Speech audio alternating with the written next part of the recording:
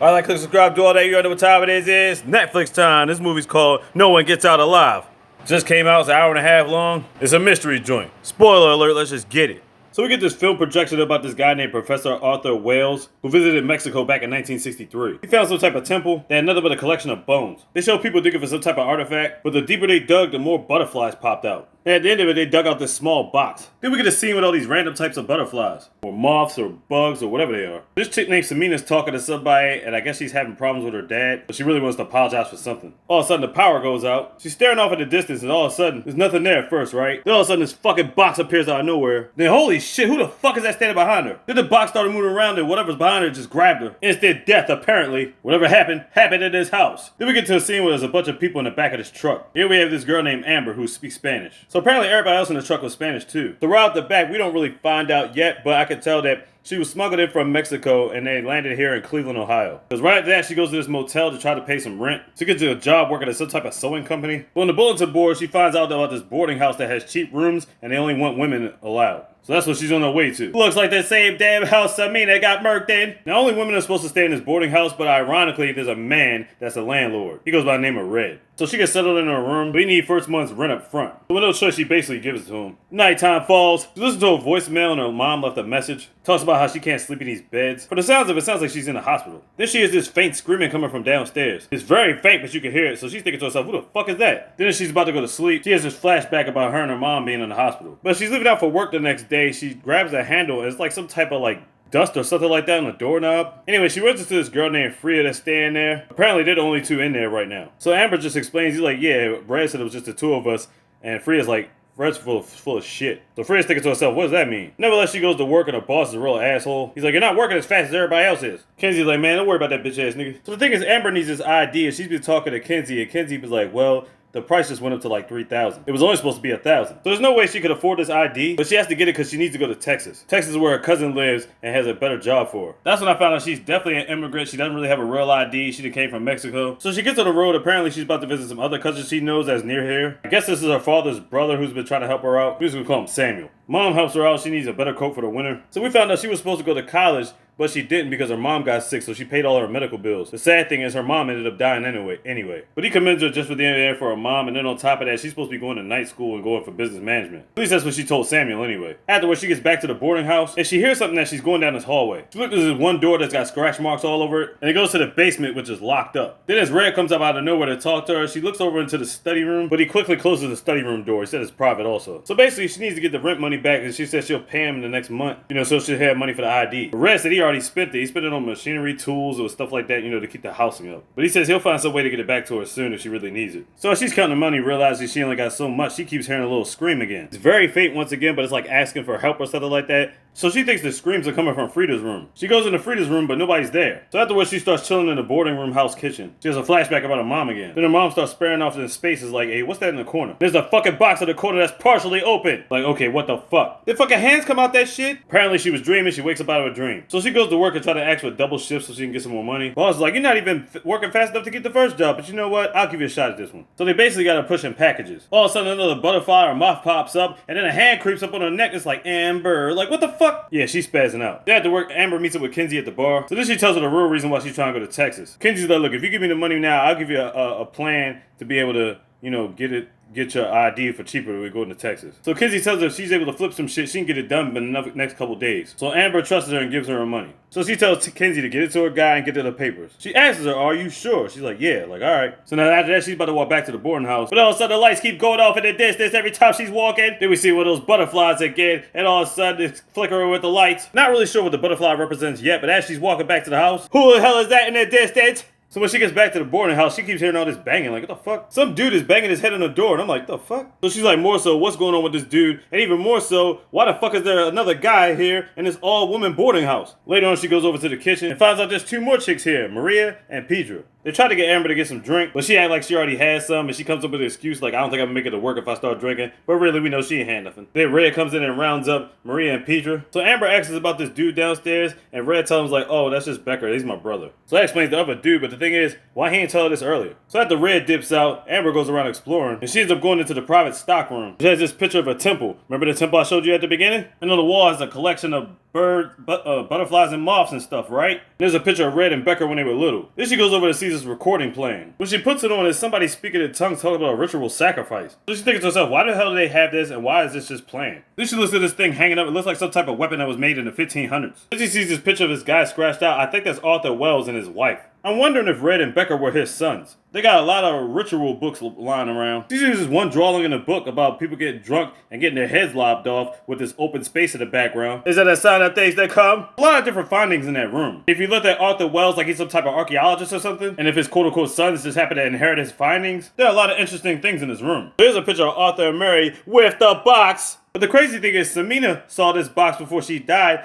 and Amber's been seeing this box in her dreams. So what the fuck though? So she gets startled, accidentally drops a picture, and what the fuck? Who is that in the background? But of course when she looks up, ain't nobody there. Next day she's going to work, she's trying to call Kenzie, but she ain't picking up the phone. She tries to find her the job, the boss tells her she quit. So she's trying to get some information on her, but she gets a little rambunctious. And he ends up firing her because he's not even worth the hassle of having her. It's like, wow. So basically she got fired, and Kenzie scammed you for your money. She's still trying to call her to make sure she can answer the phone. Man, you already know what time it is. You just got. So she goes back to the spot to take a shower. She keeps hearing these light screams again, screaming for help coming from downstairs. But whoever it is keeps calling out her name, calling for help. Alright, what the fuck? Who the fuck is she looking at? She thinks it's Freya. When she opened the curtain, there was nobody, and all of a sudden the screams stopped. After she gets out of the shower, she bumps into Red and asks her if she's seen Freya. She's like, she moved out like 2 days ago. So yeah, what the fuck? So she said, fuck all this shit, I'm going to sleep. Hopefully thinking to herself she gonna get that deposit back tomorrow. Then all of a sudden the moth starts flying around again.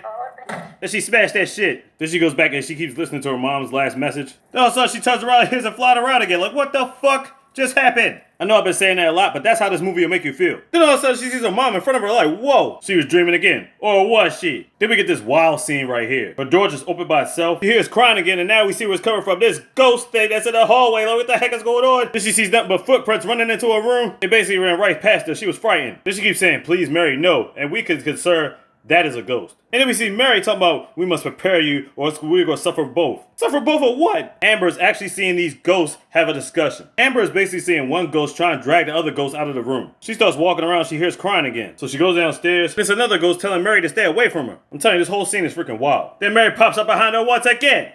Then all of a sudden, it's crazy. You see Mary once again, moving around. All of a sudden, the ghost just snatched her up. It's like, what the heck was that? Then she gets to the room, calls for Samuel. She's like, look, I gotta get the fuck out of here. But he's nowhere near it right now. In fact, he's with the family on vacation. So she basically goes and knock on the door to talk to Red, like, look, I need this money. But then Becker comes to the door. He's like, Red ain't here. So basically, like, she's like, you know what? Fuck this shit. I'm out. Try goes to a couple spots, but they ain't got no vacancies, so she ain't got enough money. She gets on the subway. She's basically on the subway by herself. Lights start flickering. All of a sudden, she sees another ghost. I think that's her mom. What the heck? Then she looks over and sees the fucking box wide open. What's going on here? All of a sudden, she wakes up. She's in a diner. Then all of a sudden, a cop walks in, turn back around, drinking coffee, don't say shit. Be on the chill. So she's still trying to call Samuel again. Red ends up finding her and tells her if he comes back to the house, I'm gonna get you a deposit. So with no choice, she ends up riding back with Red. She's scared to go back into the boarding house because all the stuff she's been seeing, but since she's been seeing it on the subway and buses too, she's kind of like, fuck it, alright, let's go back in there then. So she goes back into her room and starts looking around for stuff. Red comes back in there with a bottle of wine or something. He's like, alright, Red, where's the cheese? But Red had no intention of giving her money back. He wanted her to stay and Becker forced her to. He forced her to drink this type of wine, and then they locked her in the room. Later on, after they left, Petra and Maria came to the room and they're just scared to death. So they keep Amber company. Later on that night, she's hearing the screams down there again. They're like, yeah, we hear it too. Then all of a sudden, she looks towards her left. As Petra and Maria are singing, she sees all these dead girls that are just standing there. I guess they're in sync with the music, including Mary. This shit is crazy. Samina was there too. Like I said, she was dead also. Then Amber looks back at the bed and sees nobody there. What the fuck? Down the corridor, she sees her mom. Then Amber wakes up out the blue and sees Red and Becker try to take the girls away, which they almost didn't end up doing until Becker slams Amber into the wall. Then they get a knock on the door. Samuel's here looking for Amber, but they weren't even saying nothing. Then he's like, well, I see her coat over here. Then she breaks the window and sees him, calls for help. She's been locked in a room. He busts through and tries to get to her. The problem is he got by Red, but he didn't know about Becker. And Becker immensely beat the shit out of this man, done deal deaded his ass. So now she's in his room and she keeps hearing people screaming. He wants Red to let her go, go, but he's like, man, I'm sorry, I can't do this. I gotta do this for my brother. I'm like, what kind of a hold does he have on you? Since my brother saved my life, now it's my turn to save his. By killing a whole bunch of victims, how the hell is that saving him? That's some bullshit. Then he comes back in and Red says she's almost done for the ceremony. Something's going on with Becker. All these veins is popping out. He had this crazy ass wound on his hand that actually already healed himself. Does he have some type of powers or something? I'm like, what the hell is going on? Then he puts this powder stuff on her head, the same stuff that she had felt on a doorknob, with 3 markers of blood on her. Then she sees all the ghosts and she being carried out to the basement. Now in the basement, they got all these candles lit on some satanic shit. They chain her to this slab of rock. He unlocks the box that's sitting down there, makes some cantations as he opens the door, and then he leaves as we're trying to look through the inside of the box. Seems like death is coming, right? Apparently Samuel comes back down, he's still alive. He helps her out. So they try to get to another part of the room as butterflies start to fly around it. Then they get to another part of the room where there's 2 people with missing heads. What the hell? So they get to this door, they're trying to break it down. So they break through the door and all of a sudden it goes black. But we don't see Samuel no more, we just see Amber by herself. We actually see her traveling through the box to her dream with her mom. Wow. Her mom tells her never to leave, but keep in mind she's dead. So I'm thinking to myself, maybe she has something to do with all this? But how? It also makes me wonder why Amber can see dead people. Then we find out Amber's in a deep sleep and she's still on the slab of rock. And it keeps jumping back and forth and her mom keeps telling her can she stay a little longer. Basically stay inside of her whole head as this thing keeps coming out. So it finally comes out the box and you're like, what the hell is that? What exactly is that? No.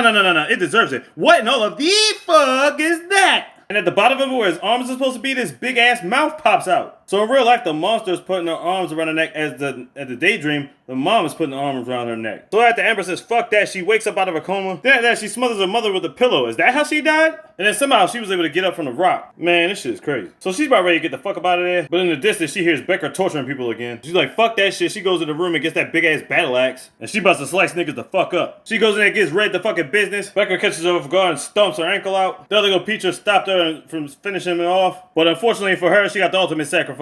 She got tossed all the way down to her death. But her death wouldn't go in vain because Amber came back with a vengeance. And she came back and beat the fuck out of him with that battle axe. Done deal deaded his whole face. Then she looked back in the room and found out Red ain't dead yet. She's like, alright, I got something for your ass. Tied his ass up to the rock. And the monster came out and ate his fucking head. Done dealed his ass. Freaking scene finished as the butterflies kept flying around. Now she's walking to the door, her legs all fucked up. She goes to the front door, then all of a sudden she starts looking in her hands. Then somehow she was able to straighten her leg out just like that. Then a butterfly comes in flying around her. Now I'm thinking to myself, holy shit, is she really been dead this whole time? And if she was, how the hell was she able to kill Red and Becker? Then the final scene is us looking back at the box. Okay, so I got questions. Were the butterflies actually supposed to represent the ghosts? Did she really die at the end? And if so, how the hell was she able to kill Red and Becker? Did Arthur and Mary really start this up and then their sons, Red and Becker, just passed it down on tradition? Were the powers of the Stonebox monster actually giving Becker powers after feeding it a bunch of women? I mean, like, what was the deal with that? No One Gets Out Alive on Netflix. Check it out. Like, click, subscribe, do all that. You already know what time it is. Look easy, out easy, best. Big, you got a slogan.